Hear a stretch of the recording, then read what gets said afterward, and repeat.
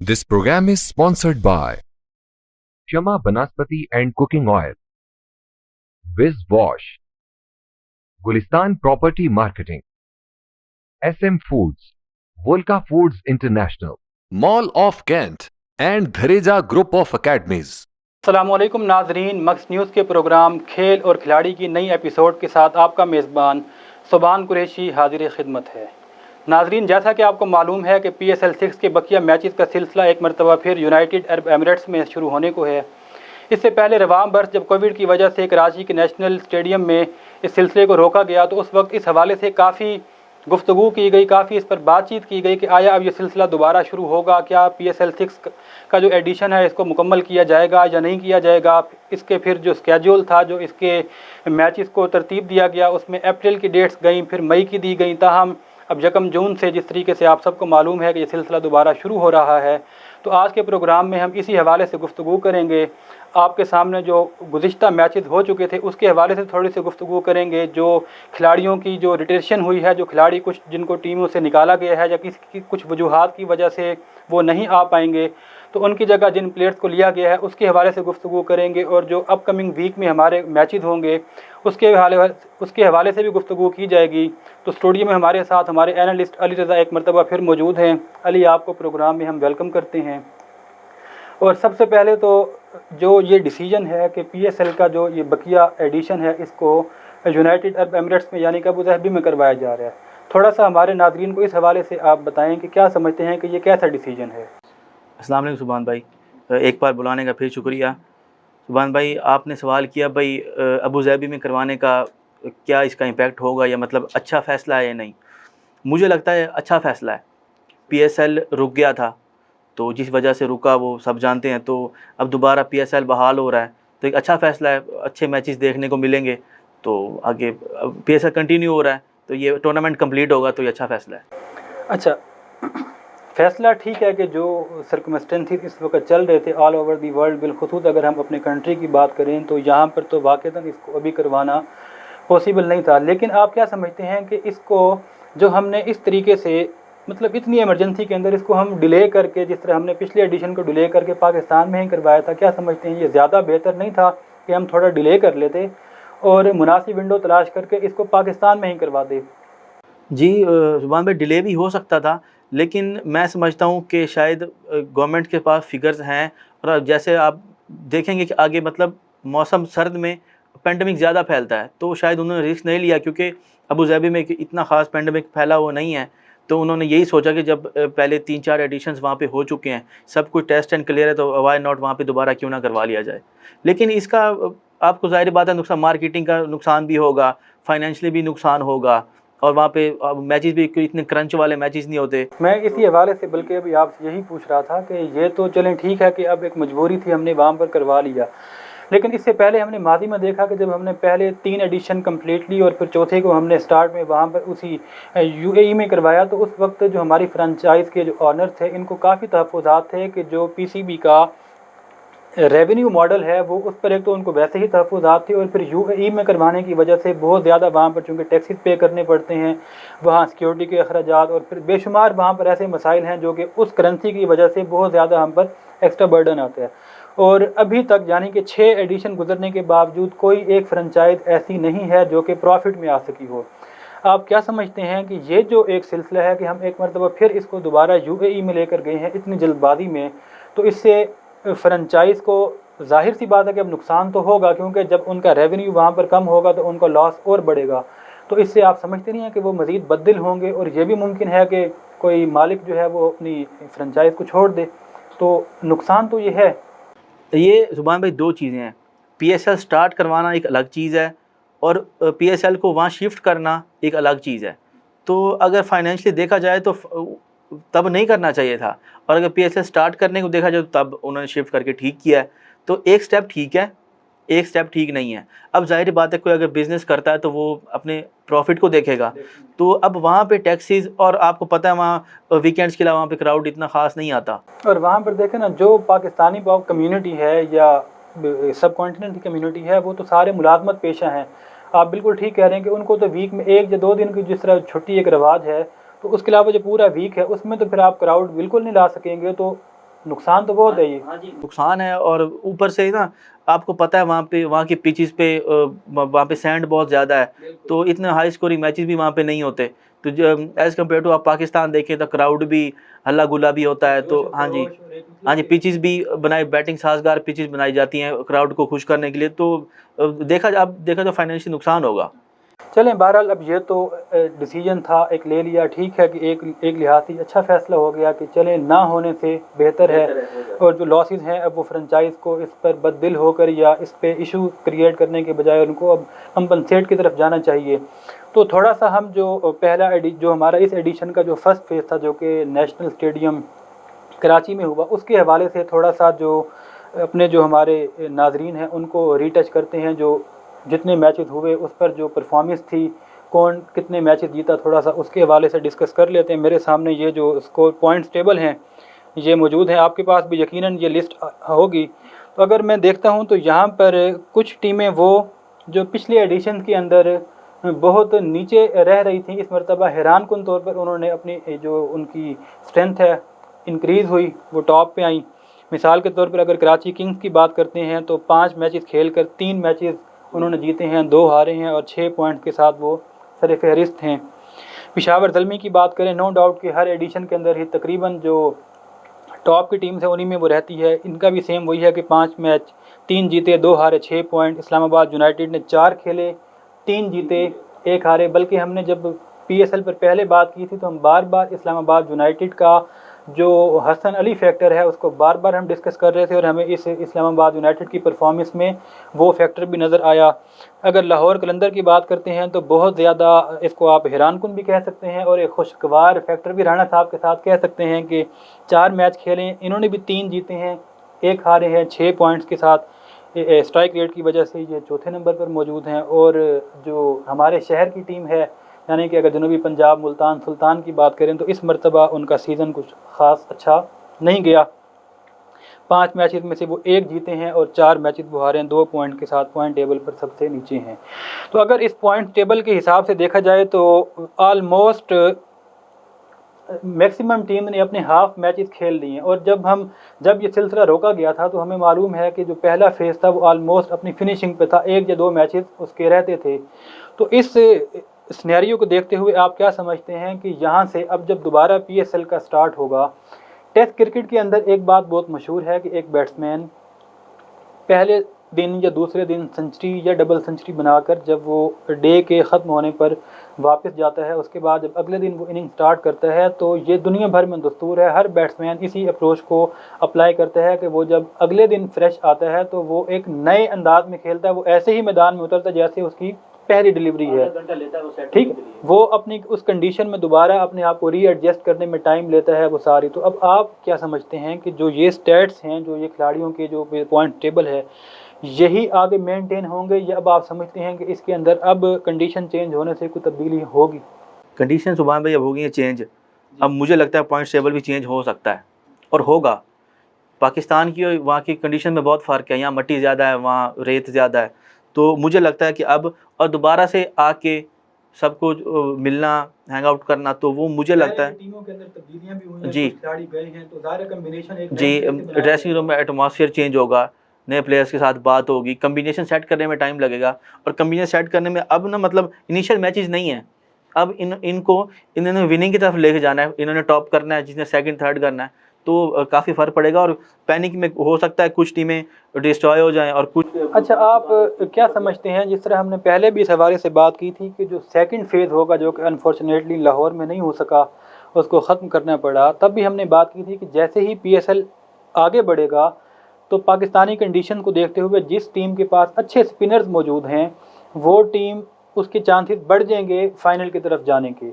अब UAE की condition के बारे में हम सब जानते हैं कि ये टोटली स्पिनिंग पिचेस हैं, जहाँ पर फास्ट बॉलर को दिन का मैच हो या शाम का मैच हो, कोई ऐसी सच एज हेल्प नहीं मिलती, स्पिन ही यहाँ पर डोमिनेट करते हैं स्पिनर्स। तो क्या समझते हैं कि वही फैक्टर यहाँ पर अभी आपको नज़र आएगा, जो अच्छा स्पिनर उतारेगा वो मैच निकाल जाएगा? PSL के पहले एडिशंस आपके सामने हैं, स्पिनर्स ने डोमिनेट किया, 120 130 के ऊपर स्कोर ही नहीं जाता था जी। तो यहाँ पे बिल्कुल स्पिनर को हेल्प मिलेगी अब जिनके पास अच्छे स्पिनर हैं, और मुल्तान सुल्तान ने यहाँ पे स्पिनर की वजह से ही मार खाई हुई थी, तो इनको स्पिनर की तरफ अब जाना पड़ेगा।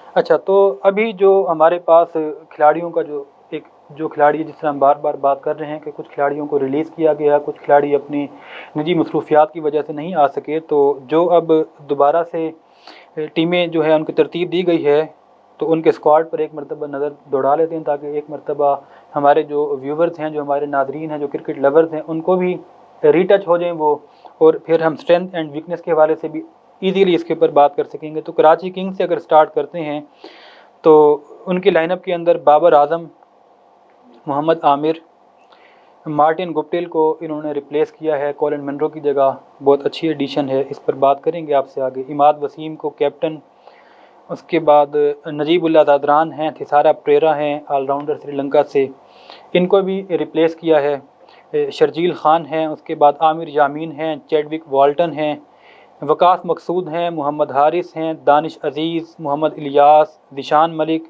और नूर अहमद हैं, और उसके बाद अब्बास आफरीदी हैं जो कि KPK से फास्ट बॉलर हैं। तो इसमें अगर हम तब्दीलियों के हवाले से बात करते हैं, तो एक तो हमें बहुत बड़ा नाम इसमें न्यूजीलैंड के जो वन एंड ओनली इस वक्त मार धाड़ वाले ओपनर रह गए हैं, जिसको मार्टिन गुप्टिल के नाम से सब जानते हैं, उनकी कराची किंग में शमूलियत, उनको यूएई में खेलने का एक्सपीरियंस भी काफ़ी है, बहुत एक्सपीरियंस है, बल्कि सिर्फ UAE में नहीं बल्कि वो सब कॉन्टिनेंट में, चूँकि IPL रेगुलर पिछले 10 साल से खेल रहे हैं, तो वो इस कंडीशन से फेमिलियर हैं।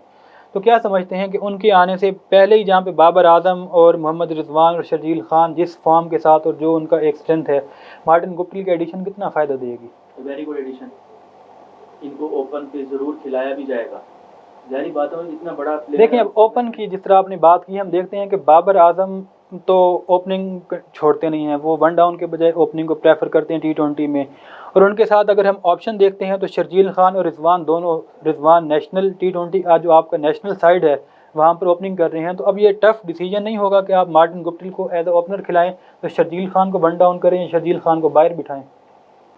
सुबह में मुझे लगता है शर्जील खान और मार्टिन गुप्टिल ओपन करेंगे, जो मुझे कराची की सोच इस टाइम लग रही है, क्योंकि कैप्टन थी इमाद वसीम के जी, तो इन्हीं से ओपन करवाया जाएगा, तो कम्बिनेशन भी मुझे लगता है अच्छा सेट होगा।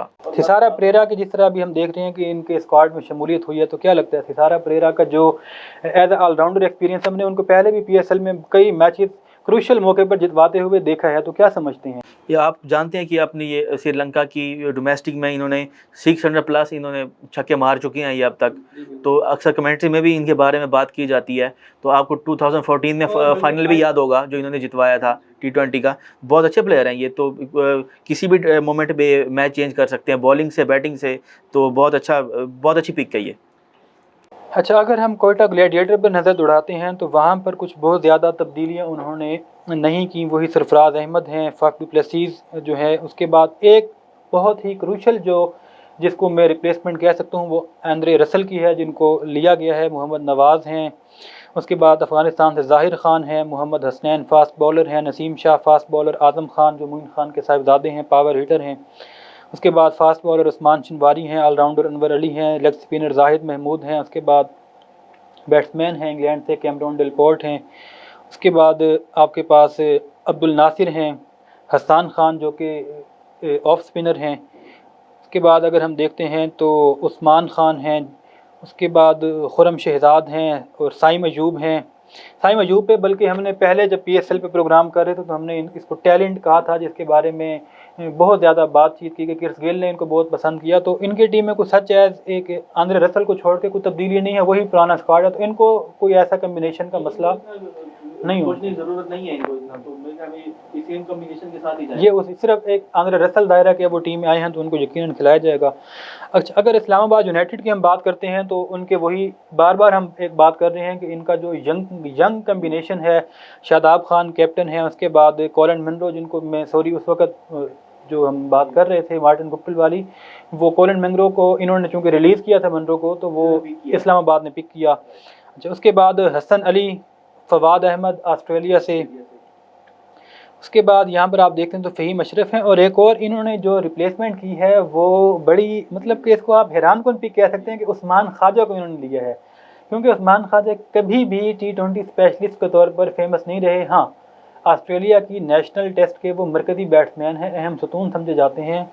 तो बहरहाल अब देखते हैं कि क्या कम्बिनेशन बनता है। उसके बाद आसिफ अली वही रिटेन हैं, हुसैन तलत हैं, उसके बाद मोहम्मद अखलाक अंडर 19 से इनको लिया गया, अच्छे प्लेयर हैं। जफ़र गोहर स्टार्ट से चलते आ रहे हैं, इनके साथ मूसा खान हैं, रोहेल नज़ीर हैं, विकेट कीपर बैट्समैन अंडर 19 का प्रोडक्ट हैं आपका, अली खान हैं फास्ट बॉलर, इफ्तिखार अहमद जो कि इससे पहले पेशावर ज़ल्मी की तरफ से खेलते रहे, इस मरतबा उनको यहाँ मौका मिला। उसके बाद आकिफ़ जावेद, इनके बारे में भी जिस तरह मोहम्मद वसीम जूनियर के बारे में बात हमने की थी, ये भी उन्हीं चंद प्लेयर में से हैं जो इस PSL 6 में हमें नए कुछ अच्छे खिलाड़ी नज़र आए। उसके बाद ईशान ज़हीर अंडर 19 से हैं, मोहम्मद वसीम जूनियर हैं और अहमद सफ़ी अब्दुल्ला।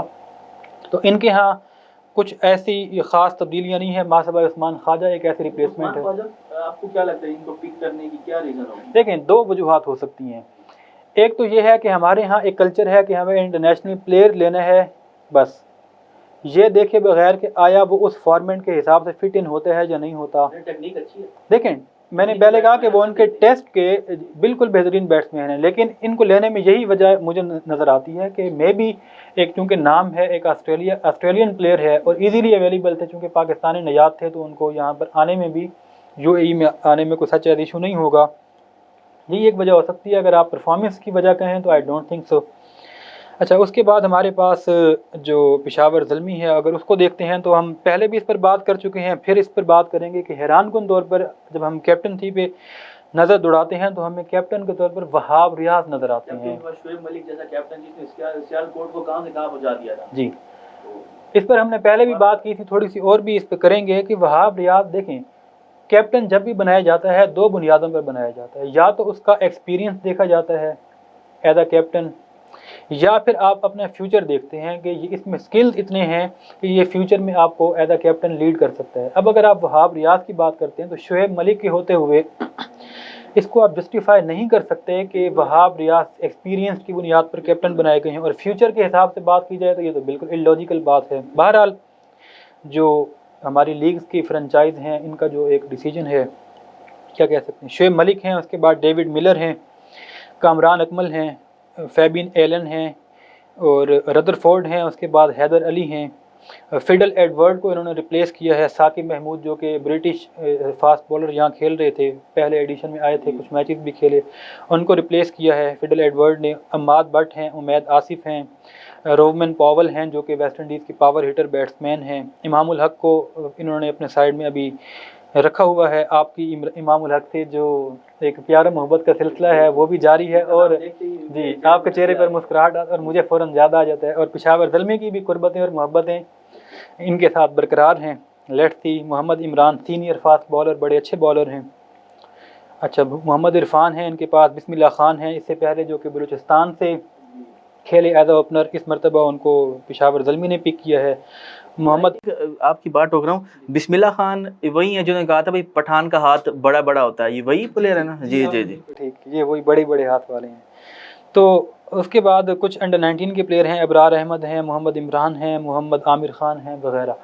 तो इनके भी स्क्वाड के अंदर सवाए फिडल एडवर्ड एक बड़ा नाम है जो हम कह सकते हैं कि वेस्ट इंडीज़ के मादी के, लेकिन ये भी वो टैलेंट है जो कि अपना एरा मुकम्मल कर चुका है। स्पीड स्टार हैं लेकिन अब वो स्पीड नहीं रही, अब वो उनमें जो एक स्किल थे वो भी नहीं रहे। बहरहाल एक बड़ा नाम इसको कह सकते हैं जो कि एक तब्दीली है, लेकिन ओवरऑल इनके पास भी तकरीबन वही स्क्वाड है, कोई सच ऐसी तब्दीली इसमें नज़र नहीं आती। लाहौर कलंदर की अगर हम बात करते हैं तो यहाँ पर इन्होंने अच्छा खासा इनको मैं समझता हूँ कि इनका मोमेंटम ख़राब हो सकता है, क्योंकि इनके स्क्वाड में 5 खिलाड़ी ऐसे हैं जिनको रिटेन किया गया है। हम इनका भी स्क्वाड देख लेते हैं। शाहीन शाह अफरीदी हैं इनके पास, मोहम्मद हफीज़ हैं, राशिद ख़ान हैं। राशिद ख़ान के बारे में न्यूज़ यही है कि राशिद ख़ान इस सीरीज़ के लिए अवेलेबल नहीं होंगे, उनकी जगह शकीबुल हसन को लिया जाएगा। लेट्स सी कि क्या बनता है। उसके बाद फ़खर ज़मान हैं, बहुत ही अच्छी पिक यहाँ पर एक नज़र आ रही है, वो है जेम्स फुल्कनर की। नो डाउट के इंटरनेशनल क्रिकेट से रिटायर हो चुके हैं, ऑस्ट्रेलिया के बेहतरीन ऑलराउंडर हैं, लेफ़्ट आर्म फास्ट बॉलिंग करते थे। तो इनके कंट्री जुबान भाई इनको ज़ाया किया गया। इनके कंट्री ने इनको जब 2013-14 में इनका राइज़ आया था, इन्होंने इंडिया में जाके सीरीज़ खेली, 7 मैच खेले, एक के बाद 2-3 मैच जितवाए बैटिंग से, खासकर बैटिंग से, और बॉलिंग भी अच्छी करते थे, स्विंग कर इनको ये ऑस्ट्रेलिया की तरफ से ज़ाया किया हुआ प्लेयर है और अभी भी स्टिल बहुत अच्छा प्लेयर है, बहुत अच्छी। और मैं वही बात कर रहा था ना कि अगर हम जेम्स फुलकनर की बात करते हैं तो ये उन खिलाड़ियों में शामिल हैं जो कि IPL के शायद ही कोई ऐसा एडिशन हो जिसमें ये शामिल नहीं थे। ये रेगुलर जी, ये तकरीबन IPL के हर एडिशन को इन्होंने खेला और सब कॉन्टिनेंट की कंडीशन को बहुत अच्छा समझते हैं। तो बहुत ही मैं इसको लाहौर कलंदर के लिए वेल पिक कह सकता हूँ कि इन्होंने इनको लिया। हारिस रऊफ, बेन डंक, दिलबर हुसैन, टिम डेविड्स हैं, सुहेल अख्तर एज कैप्टन हैं। हैरान कुन डिसीजन है, बहरहाल इस मरतबा ये थ्योरी क्लिक कर गई थी इनकी कि अच्छी कैप्टनसी जा रही है इनकी। इसके बाद एक तीखे फास्ट बॉलर हैं कॉलन फर्गूसन, एक मरतबा फिर ऑस्ट्रेलिया से ये पिक है। बहुत अच्छी फास्ट बॉलिंग है इनकी, T20 में ये उनके उभरते हुए फास्ट बॉलर हैं। ज़िशान अशरफ आपके डोमेस्टिक प्लेयर हैं। सलमान अली आगा स्टार्ट से ही कलंदर से वाबस्ता हैं। मोहम्मद फैज़ान भी। उसके बाद यहाँ पर अगर आप एक और चीज़ देखते हैं तो सिक्को प्रसन्ना को लिया गया है सामित पटेल की जगह पर। सामित पटेल को वो भी एज ऑलराउंडर खेल रहे थे और जिस तरह आपको पता है कि ये लेग स्पिनर हैं, तो ये भी उन खिलाड़ियों में शामिल हैं जो IPL के, क्योंकि मैं बार बार IPL की इसलिए बात करूं कि सब कॉन्टिनेंट में एक ही लीग अच्छी जो बहुत बड़ी लीग है, तो इसलिए उसकी एग्जांपल देनी पड़ती है। अदरवाइज कोई हमारे उनसे कोई ताल्लुकात नहीं है या कोई ऐसी बात नहीं है।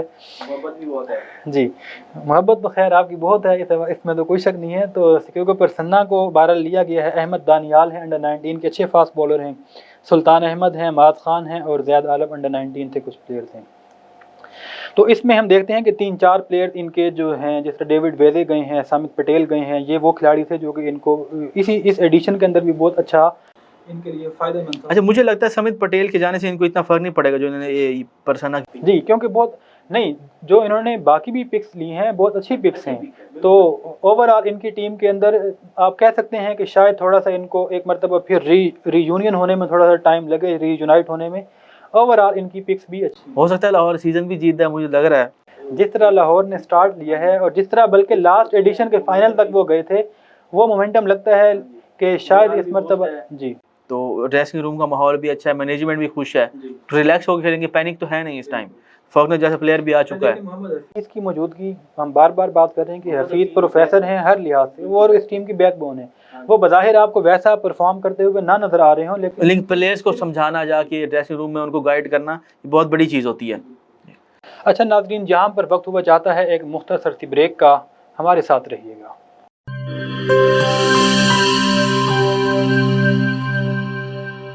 बोले दिल की बोलियां, जायके की जुबान है शमा,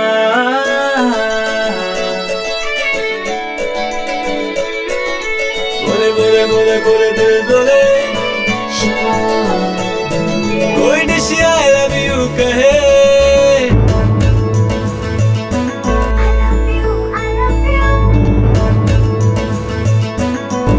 कोई मिस यू का सिग्नल बने, रोज शमा की हो मैं फिर रौनक बने बेटेबल, बोले दिल की बोलियां, जायके की जुबान है शमा, अभी मम्मी का है ये दुआ,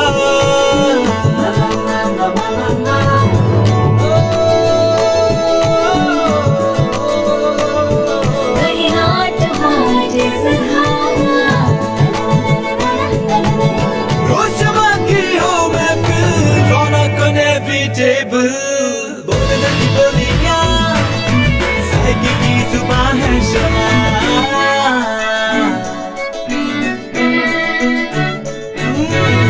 तकरार भी यही प्यार भी, तकरार भी यही प्यार भी, यही जीत भी यही हार भी, तकरार भी यही प्यार भी, यही जीत भी यही हार भी, रोज शमा की हो मैं फिर रौनक इनएविटेबल,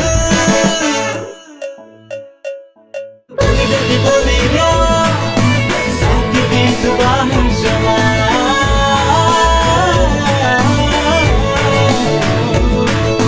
जायके की जुबान है शमा। वॉइस हेल्थ फॉर्मूला के साथ शमा कुकिंग ऑयल एंड शमा वनस्पति, बोले दिल की बोली।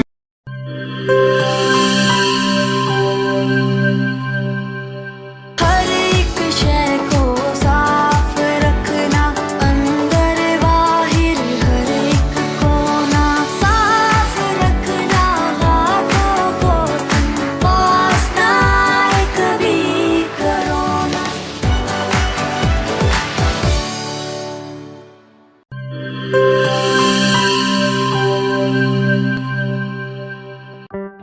कोरोना में एहतियात का सभी बोलते हैं, मगर मुकम्मल एहतियात कोई भी नहीं करता। मुकम्मल एहतियात करे पुलाया डिसइंफेक्टेंट, जो सिर्फ बाहर से नहीं अंदर से भी करे डिसइंफेक्ट। घर, दफ्तर, मस्जिद, शॉपिंग मॉल्स, हॉस्पिटल्स, किसी भी जगह फ्रूट्स, वेजिटेबल्स और रोजमर्रा के इस्तेमाल की चीजों को करे मुकम्मल डिसइंफेक्ट। WHO की रिकमेंडेशंस के मुताबिक तैयार किया गया और पाकिस्तान की तमाम मुस्तनद लेबोरेटरी से सनद याफ्ता पुलाया डिसइंफेक्टेंट, जो करे हर तरह के जर्म्स और वायरसेस का 99.9% खात्मा। और दे मुकम्मल तहफ़्फ़ुज़। ये हुई मुकम्मल एहतियात की बात। पुलायर 1, 3, 5, 10 और 30 लीटर की पैकिंग में दस्तयाब है।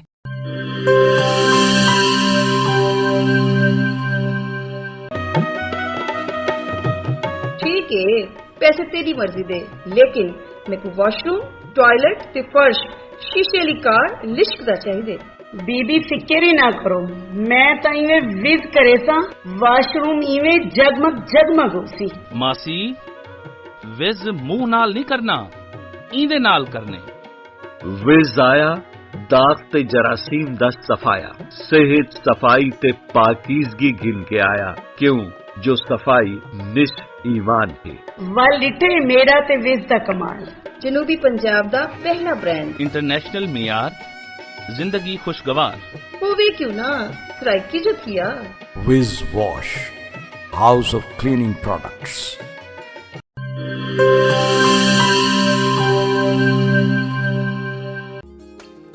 मिस्त्री साहब, इंदा कुछ थी सकसी? पट के नवा लगसी। पैसे कितने ते टाइम कितना? 8000 2 दिहाड़े। इयो नवा थी वैसी बाजी? तुसा करे सो? ए करे सी, ओ भी 2 मिनट है। ठीक है ना, 5000 मैं देसा। साडे जनूबी पंजाब दा अपना बेस्ट बाथरूम ते टॉयलेट क्लीनर, पुराने जिद्दी दाग ही नहीं, जरासीम ते वायरस दा भी खात्मा। मिस्त्री से 5000 घिन आयो। खुले पैसे हैं? विज़ मतलब शर्त या सफाई। फखर नाल गिनो, एतमाद नाल वरतो। Wiz Wash, house of cleaning products.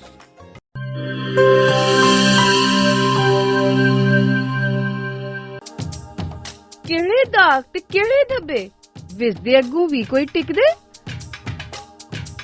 फर्श ते देखो चमचम चमके, टॉयलेट भी लिशकारे मारे। पहला ब्रांड सादा अपना ते दूजा माल असा नहीं घिनना।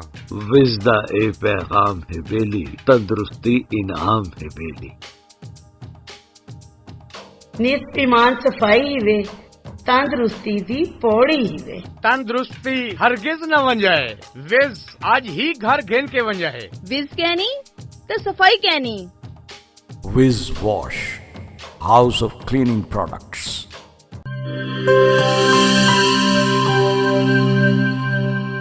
वेलकम बैक नाज़रीन।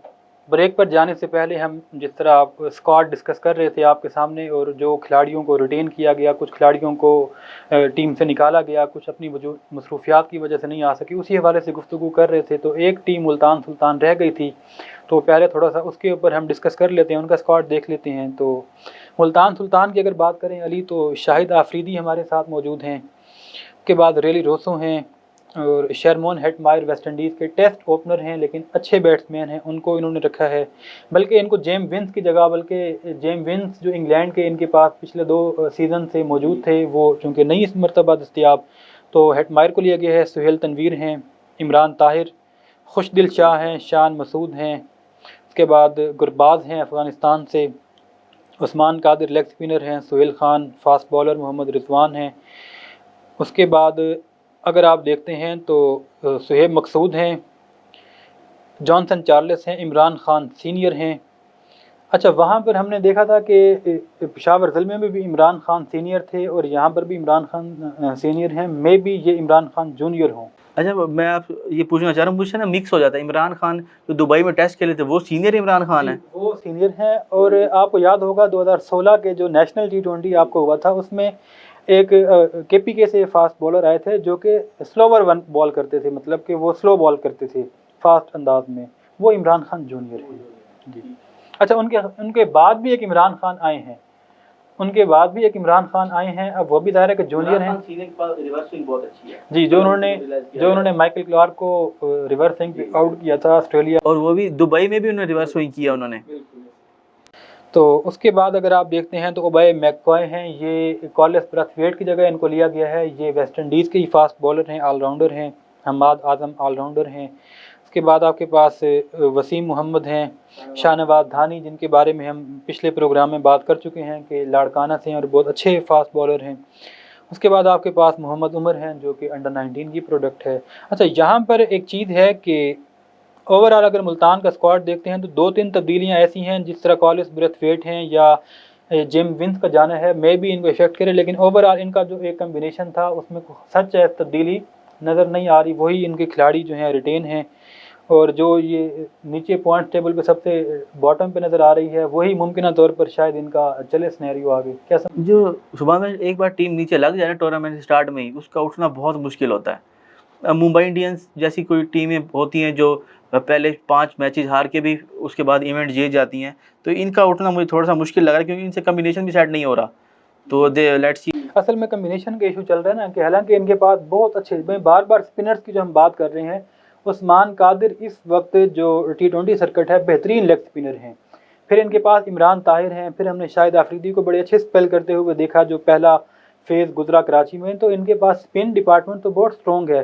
फास्ट बॉलिंग देखते हैं तो Sohail Tanvir one of the best fast bowler in T20 circuit, और बहुत उनका एक एक्सपीरियंस भी है। फिर हम सुहेल खान को देखते हैं, शाहनवाज धानी हैं, और अब इमरान ताहिर, अब दोनों इकट्ठे खेलेंगे।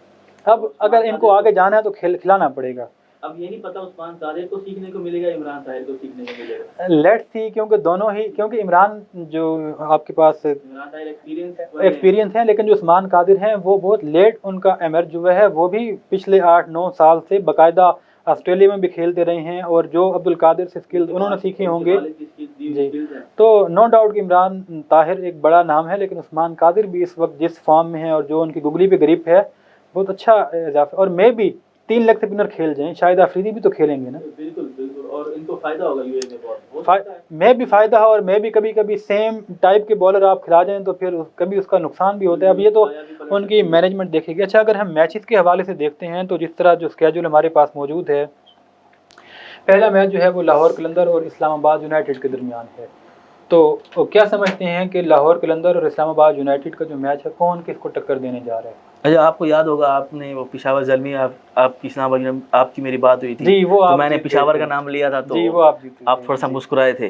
तो मुझे इसमें लगता है कि लाहौर कलंदर को इसमें अपर हैंड है। मोराल की वजह से उनके ड्रेसिंग रूम का जो माहौल है, और जेम्स फॉकनर भी आ चुके हैं, तो अच्छा कम्बिनेशन सेट हो चुका है, तो इसमें उनको टफ टाइम मिलेगा। तो इस्लामाबाद यूनाइटेड की तरफ से जिस तरह हम बार बार एक बात करते हैं, और बिलखुसूस इस वक्त, क्योंकि जब पहले PSL स्टार्ट हुआ था उस वक्त हसन अली डोमेस्टिक खेल करा रहे थे, लेकिन अब जब PSL को दोबारा से रिस्केजुलाइज किया गया है, अब जब दोबारा इसका आगाज़ होने जा रहा है, तो अब हसन अली सिर्फ डोमेस्टिक के परफॉर्मर नहीं रहे, बल्कि जो साउथ अफ्रीका से आपकी होम सीरीज़ थी, फिर आपकी अवे साउथ अफ्रीका सीरीज़ थी, फिर आपके जिम्बाब्वे सीरीज़, तीनों सीरीज़ के अंदर बेस्ट बॉलर रहे हैं वो। तो अब जो है उनका मोराल ज़्यादा बूस्ट है, और जो उनकी बैटिंग स्किल्स हम देख रहे हैं डे बाय डे इम्प्रूव हो रही हैं, और जिस तरह यूनुस खान और मिसबा उन पर काम कर रहे हैं उनकी बैटिंग पर, तो मैं बार बार इसी चीज़ के ऊपर रहूँगा कि इस्लामाबाद यूनाइटेड का जो की फैक्टर है वो उनके यंगस्टर हैं, जिस तरह शादाब खान। जुबाब हसन अली की बॉलिंग मुझे नहीं लगता यूएई में कोई इतनी खास दूसरी टीमों को इफेक्ट करेगी, क्यों वहाँ पे मुझे नहीं लगता। लेकिन देखें ना, यूएई की कंडीशन आप बेहतर समझते हैं कि वहाँ पर जो बॉलर बेसिक पे रहते हैं और विकेट टू विकेट अपनी लाइन और लेंथ को मेंटेन करता है वो सक्सेसफुल रहता है। और हम हसन अली के बारे में इस बात को जानते हैं कि बहुत ज़्यादा एक्सपेरिमेंट नहीं करते, बहुत ज़्यादा आउट ऑफ द स्टंप नहीं जाते, वो बिल्कुल विद इन द स्टंप जो है pad to pad wicket to wicket उनके रहती है। तो मे बी ये जो उनकी टेक्निक है, जो ये इनकी एबिलिटी है, ये इनको वहाँ पर फ़ायदा पहुँचाए। बिल्कुल, basically he is a swing, he is not a seam bowler, he is a swing bowler. तो जो हवा में स्विंग करते हैं तो उससे बिल्कुल उनको फ़ायदा होता है। तो देखते हैं अब क्या होता है। अच्छा, बहरहाल उसके बाद जो अगला मैच है वो मुल्तान सुल्तान वर्सेस कराची किंग है। तो इसमें तो बज़ाहिर यही लग रहा है कि कराची किंग का पलड़ा अच्छा खासा भारी है, काफ़ी भारी। हाँ, अनलेस के मुल्तान सुल्तान कोई, अब इसको आप अपसेट कहेंगे या इसको क्या कहेंगे कि कम्बिनेशन ऐसा सेट हो गया कि वो इनको उड़ा दें, वगरना जिस तरह की फॉर्म में बाबर आजम, शर्जील खान, रिजवान वगैरह चल रहे हैं, इमाद वसीम, आमिर, जी वो कहते हैं ना, कोई विकेट कोई बहुत एक्स्ट्रा कोई फिरकी हुई, दोनों स्पिनर खेल गए उनके, तो कराची को उड़ा दें तो वो एक अलग बात है। अगर एक नॉर्मल पिच हुई जैसे होती है, फ्लैट पाटा विकेट होती है, तो वहाँ पे तो उनका डे अच्छा हुआ तो फिर चांस है कि अपसेट हो जाए, अदरवाइज बज़ाहिर यही लगता है कि कराची किंग जो है वो मुकाबला जीतेगी। उससे नेक्स्ट मैच जो है वो हमारे पास Islamabad United versus Quetta Gladiator है। ये थोड़ा सा टफ हो सकता है क्योंकि कोयटा ग्लैडिएटर का जो कम्बिनेशन है वो काफ़ी अच्छा कम्बिनेशन चल रहा है इस इवेंट के अंदर। इस्लामाबाद दोनों टक्कर की हैं। जी, मैं इसी हवाले से कह रहा था जी। तो मुझे इसमें लग रहा है कि इस्लामाबाद यूनाइटेड का पलड़ा जो है थोड़ा सा वो भारी है, क्योंकि अगर हम बात करते हैं इस्लामाबाद यूनाइटेड की, तो इनके पास अच्छे पावर हिटर मौजूद हैं। इसके बरक्स आजम खान को छोड़कर कोयटा के पास कुछ सच है, कुछ पावर हिटर, कोई इस किस्म का बैट्समैन मिडिल ऑर्डर में या लोअर मिडिल ऑर्डर में मौजूद नहीं है। 50-50 जाऊंगा, 60-40 भी नहीं करूंगा। दोनों का चांस आपको इक्वल लग रहा है। लेट्स सी कि क्या आप जब ये मैदान में उतरेंगे तो क्या कारनामे सर अंजाम देते हैं। उसके बाद आपके पास पेशावर ज़ल्मी है और लाहौर कलंदर है। तो ये भी बहुत ज़्यादा इंटरेस्टिंग और टफ पिक हो सकती है एज ए एनालिस्ट के, इसमें कौन सी टीम अपर है, क्योंकि दोनों का बेहतरीन कम्बिनेशन है, दोनों ही टीमें वेल सेटल्ड हैं और अभी तक टॉप पर हैं। तो आप क्या समझते हैं? मुझे इस बार में लाहौर का अपर हैंड लग रहा है। लाहौर को आप समझ रहे हैं कि इस मरतबा वो जी पेशावर ज़ल्मी को पकड़ लेगी, क्योंकि पेशावर ज़ल्मी में सुभान भाई, क्योंकि अगर हम कंडीशन, मैं आपकी बात काट रहा हूँ, कंडीशन अब चेंज है। मैंने पहले भी जिस तरह कहा कि पहले ये जो इवेंट हो रहा था ये एशिया आपके पाकिस्तान में था, कराची लाहौर में मैचेस थे, तब हम अब अबू धाबी की लो स्कोरिंग जो उनके ग्राउंड हैं, कंडीशन हैं, लो स्कोरिंग मैच में कप्तान के फैसले बहुत इंपॉर्टेंट होते हैं। तो आप देखें वहाब रियाज को पता नहीं फैसले ले भी पाते हैं नहीं ले पाते। नहीं, देखें एक्सपीरियंस की जहाँ तक बात है तो वहाब रियाज के पास एक बहुत बड़ा तजर्बा है as compared to Sohail Akhtar अगर हम बात करें। फिर उनको कामरान अकमल, वो लाहौर के, तो वही कहते हैं ना, सुहेल अख्तर एक नेचुरल कप्तान है जी, तो उनके पास वो अब वो कुछ भी पिंडोरा बॉक्स से निकाल सकते हैं, जैसे धोनी निकालते थे, वो कुछ भी कर सकते हैं। तो अगर उनको खुला हाथ दिया हुआ है तो देखो अब क्या करते हैं वहाब रियाज। नहीं, देखें ना, अब शेख मलिक भी हैं और कामरान अकमल भी हैं। क्या समझते हैं कि वहाब रियाज शेख मलिक की बात को इग्नोर करते होंगे? नहीं सुनेंगे, नहीं सुनेंगे, क्योंकि मुझे तो बहुत ईगो वाले प्लेयर लगते हैं जो इन्होंने अहमद शहजाद के साथ किया इन्होंने, तो एंगर इनमें बहुत है। हमारे यहाँ सीनियर जूनियर का एक बहुत बड़ा जो है ना एक वो प्रोटोकॉल होता है। तो अगर हम शेख मलिक की बात करें तो सिन 1999, ठीक है, और मतलब आपके टॉप क्रिकेट में मौजूद हैं। और वहाब रियाज जो हैं वो 2007-8 के अंदर जो है वो टीम में आते हैं, तो 8-9 साल जूनियर हैं वहाब रियाज शेख मलिक से। तो आई डोंट थिंक कि कोई इतना ज़्यादा वो उनसे क्लैश करेंगे, बल्कि उनकी रिस्पेक्ट जिस तरह एक सीनियर की होती है उस पर अमल दरामद भी नज़र आता है। अगर आप सीनियर जूनियर की बात करते तो मोहम्मद यूसुफ रमीज़ राजा ने जो कुछ किया तो वो हम क्या, वो एक अलग कंट्रोवर्सी है। बहरहाल ये हमारे क्रिकेट के इस तरह के सियाबाब काफ़ी सारे हैं। अब रिस्पेक्ट ना कल्चर खत्म हो रहा है। अच्छा, आप बल्कि अब आपने बात कर दी है तो ये सिर्फ रमीज़ राजा और मोहम्मद यूसुफ का ही नहीं रहा, बल्कि रमीज़ राजा और प्रोफेसर यूसुफ के दरमियान जो कुछ अभी तनाज़ात चल रहे हैं, बल्कि यहाँ तक भी कहा गया कि हफीज़ का जो बेटा है वो रमीज़ राजा से ज़्यादा बेहतर क्रिकेट समझता है। तो जब इस हद तक वार इनके दरमियान लफ्ज़ी गोलाबारी चली है तो ये हमारे यहाँ ट्रेंड है, बाय नेशन भी ट्रेंड है और एज अ क्रिकेटिंग नेशन भी ये हमारे यहाँ जायज़ चलता है। असल में रमीज़ राजा जब कमेंट्री में बैठते हैं ना तो अपने इंडियन दोस्तों के साथ, तो फिर आगे पीछे नहीं देखते मैं क्या बोल रहा हूँ, तो उनसे हमारे प्लेयर्स को कभी कभी हर्ट हो जाता है। अच्छे खासे हर्ट होते हैं, क्योंकि वो हमेशा एक ही अंदाज में उन्होंने जिसको लिताड़ना है उसको लिताड़ना है, जिसकी तारीफ़ करनी है। ऐसी छोटी सी आपको बात बता रहा हूँ, आप कमेंट्री में देखें ना तो अगर उनके साथ कोई इंडियन बैठा है वो टोटली अपने प्लेयर को प्रेज़ कर रहा होगा, टोटली, वो कभी भी उनके अगेंस्ट नहीं बोलता। हमारे वाले उनकी खुशनुदी हासिल करने के लिए अपने प्लेयर को कहते हैं ये बुरे ही बुरे हैं, इनसे बुरा कोई दुनिया में है ही नहीं, सिर्फ क्या उनको खुश करने के लिए, तो फिर प्लेयर को तो हर्ट होगा ना। चलें, अभी चूँकि हमारे प्रोग्राम का वक्त बिल्कुल ख़त्म हो चुका है, तो अब PSL का चूँकि सिलसिला चलेगा आगे, तो इसके ऊपर जो है वो गुफ्तगू जारी रहेगी। तो फिर मज़ीद इस किस्म की जो हमारे साइड स्टोरीज़ हैं जो कि आउट ऑफ द बॉक्स हमें नज़र आ रही होती हैं कि बहुत कुछ पसे पर्दा हो रहा होता है, उसको भी हम सामने लाते रहेंगे। तो आपका एक मरतबा फिर मैं शुक्रिया अदा करता हूँ कि आपने अपने कीमती वक्त में से प्रोग्राम के लिए वक्त निकाला। तो नाजरीन, ये था हमारा आज का प्रोग्राम। PSL का जो अब दोबारा से आगाज़ होने जा रहा है, इसके हवाले से जो रिव्यू था या इसका एनालिसिस था, जो पीछे मैचेस हो गए थे या जो अब अपकमिंग मैचेस हैं, इस सारे सेटअप के हवाले से हमने आपके सामने एक तजदिया पेश किया। उम्मीद करते हैं आपको पसंद आया होगा। प्रोग्राम खेल और खिलाड़ी से मुतल्लिक आपकी कोई भी तजवीज़ हो तो कमेंट में हमें ज़रूर आगाह कीजिए। अपने मेज़बान सोबान कुरैशी को इजाज़त दीजिए। अल्लाह निगहबान। This program is sponsored by Shama Banaspati and Cooking Oil, Wiz Wash, Gulistan Property Marketing, SM Foods, Volca Foods International, Mall of Kent, and Dhareja Group of Academies.